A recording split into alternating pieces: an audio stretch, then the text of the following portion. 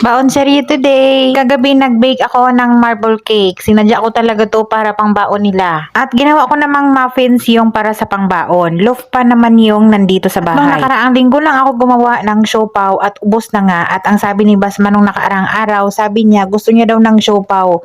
Pwede ba daw akong gagawa uli para makastock na naman sa freezer at gusto nga niya daw sa baon. Kaya iyon, kagabi gumawa ako ng cake tapos gumawa din ako ng siopaw at the same time. At ang fruits ay naglagay ako ng strawberry at naglagay din ako ng Pringles na chips para sa kanilang snack. Si Sadim at si Abdulila, si Aziz ay inuna ko talaga yung kanilang mga baon dahil sila ay aalis papuntang school. Si Basma naman online. At ito naman yung kay Basma pagkatapos ko siyang binihisan. As per request ni Basma ay gusto niya yung mini siopaw kaya maliliit na siopaw yung ginawa ko para sa kanya. At kahapon meron kaming waragaynab appetizer kaya nagpalagay siya. Favorite niya rin yan. At naglagay rin ako ng fruit, strawberry at yung Pringles na chips.